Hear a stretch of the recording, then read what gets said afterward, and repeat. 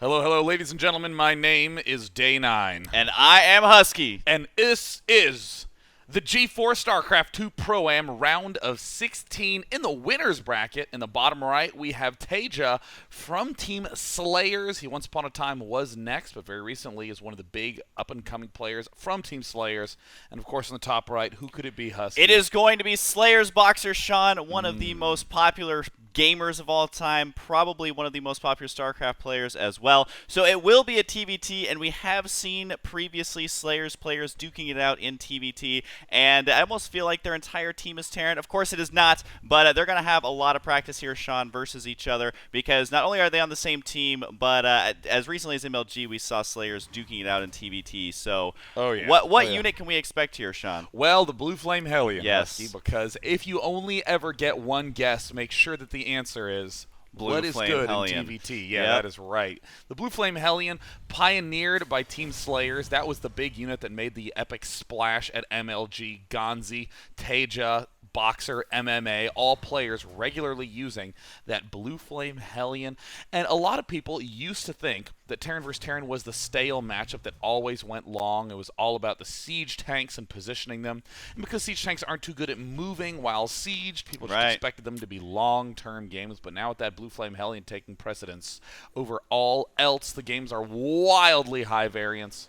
Yeah, and one cool thing is that the games can still be long, but they're constantly changing units, and there's just kind of the metagame of TVT right now is fairly interesting stuff. And so far, it does look like both these players are opening similar. They both are going to go ahead and get that gas first, and then throwing down the barracks right after that. So I wouldn't be surprised to see a factory opening out of both these players. And a lot of times you will see Banshees utilized here, but I'm just looking at the supplies, the build order, the amount of money they have is almost identical. The gas and the minerals literally about the exact same thing. So this is about as mirror as you can get.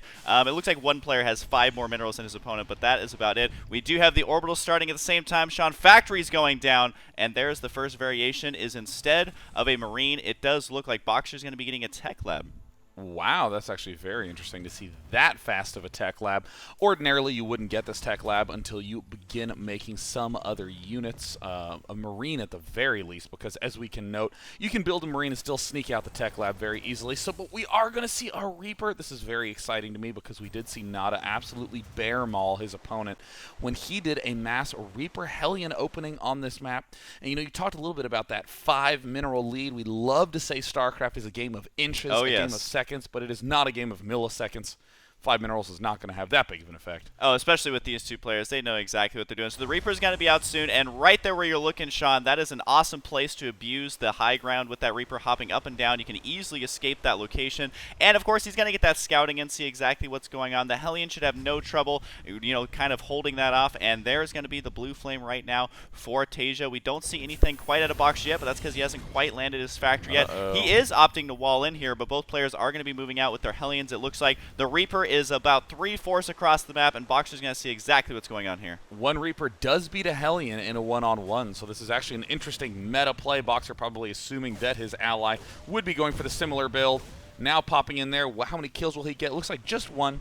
Just a little bit of scouting information. Interestingly enough, this is the first scouting that Boxer has done all game long. Now we do have a Reaper of his pulling, a Hellion of his pulling back.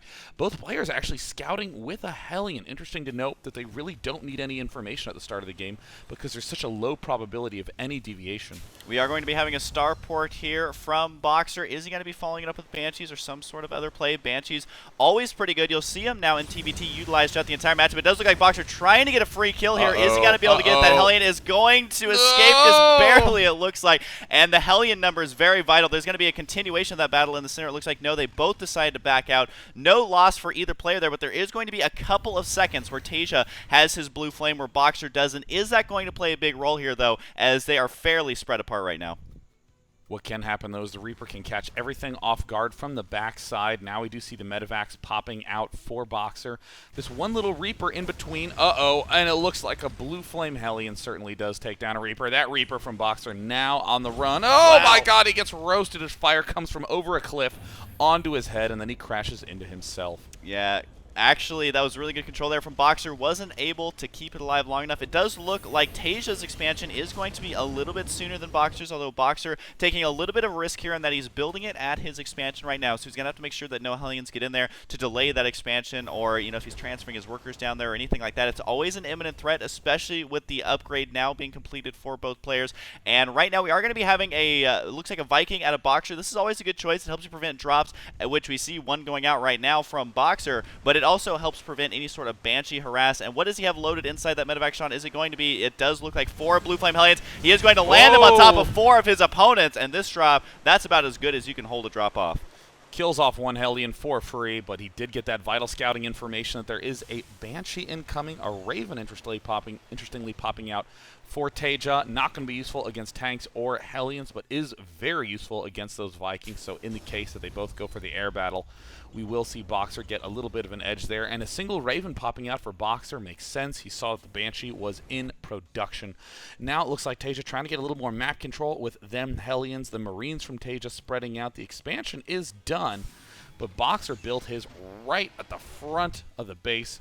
A little bit bold, but of course he will be able to plant down a touch earlier. And if we come to the unit counting station, we see that indeed Husky Slayers players love building Hellions. Yeah, and they are standing true to that right now, even repairing them up to keep them alive as long as possible. And there is going to be something moving out on the right side. Is that going to be a drop, or is it? Nope, it is the Banshee going to be peeking in here, but the Viking intercepts it perfectly. Boxer getting a perfect read here. I don't expect this Banshee to do too much damage. Vikings and Banshees really have a difficult time outrunning each other, so he'll be lucky to get more than, I would say, 3 kills, although it does look like he's doing a fairly good job here. Oh, he does have 2 kills, and now 3, but it does go down, sniping 1 there at the very last second.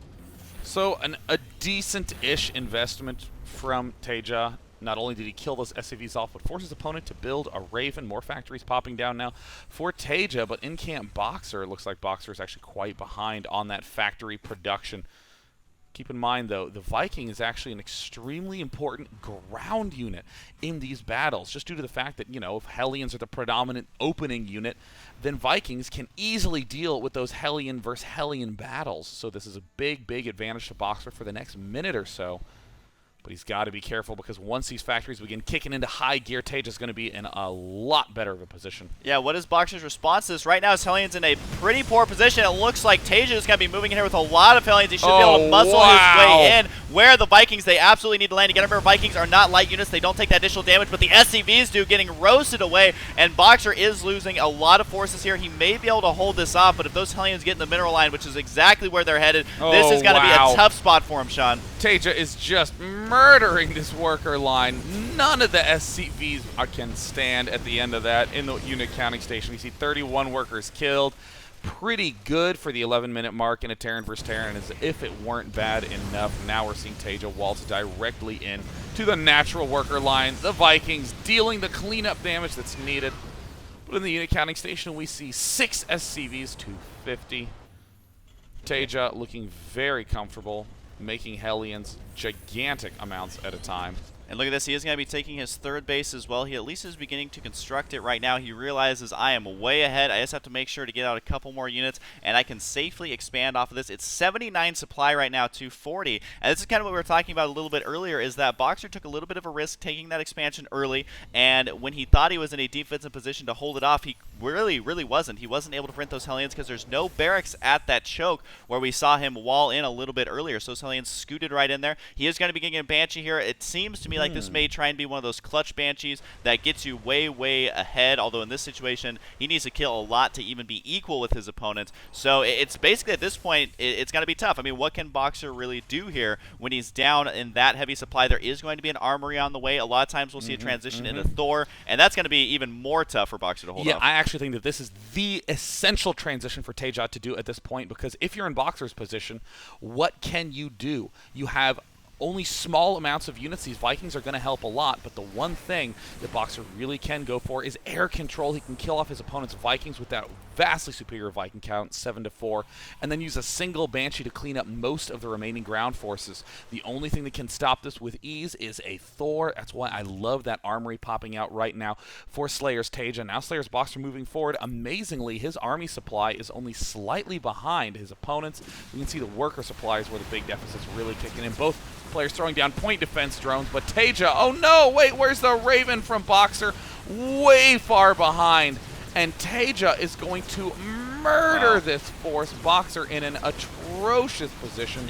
Yeah, this was his chance to kind of catch back up, but that shows you the importance of that Raven. Just doing it once, a little bit late there, is going to end up costing him. It does look like, is the Banshee going to go down? There's going to be the GG. There's the good game. And Sean, I mean, the supplies are very different here, but this was his one chance. I think it was a very smart move to try and do this before the Thor came out. But that shows you the importance of that point defense drone and also the importance of keeping your workers alive. So that one just went downhill quick for Boxer. Yeah, that's one of those big reasons why you cannot do too much fancy stuff in the early game. I mean, Taja had a very straightforward, simple opening. He went straight for the Blue Flame Hellions. And then how did he follow it up? He got one Banshee and then right back into Blue Flame Hellion production.